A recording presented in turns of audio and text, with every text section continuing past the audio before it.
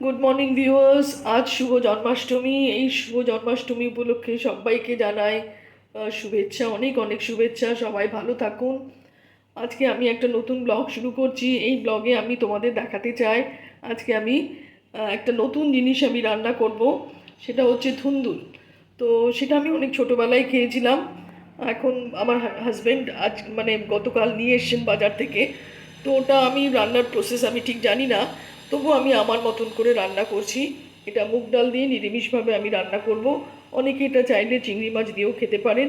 মানে ওই দোকানদার ছেলেটি বলেছে এটা চিংড়ি মাছ দিয়েও নাকি খাওয়া যায়।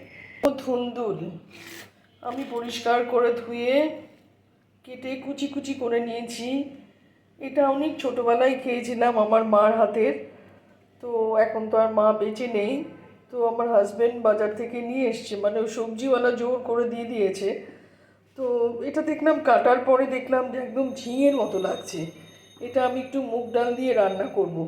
এটা আমি খোসাটা ছাড়িয়ে নিয়ে প্রথমে কেটে আর একটু মুগ ডাল ভেজে এর সঙ্গে নিরামিষ একটা তরকারি রান্না করব।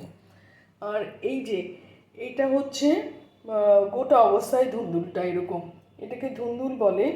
এটা যখন একদম পেকে যায় তখন এটাকে আমরা গা ঘষার জালি হিসেবে আমরা ব্যবহার করি। তো এটা আমি একবার দেখিয়ে নিচ্ছি হিন্দিতে কি বলে, আমি এটাকে ঠিক জানি না এক্স্যাক্টলি। এই হচ্ছে বাংলায় আমরা একে ধুন্দুল বলি। তো এটা খাওয়া যায়, অনেকে চিংড়ি মাছ দিয়েও রান্না করে খান, অনেকে নিরামিষ করেও খান। তা আমি মুগ ডাল দিয়ে নিরামিষ করে এটা রান্না করে খাবো। এই ছিল আজকের আমার বিয়ে ব্লগ।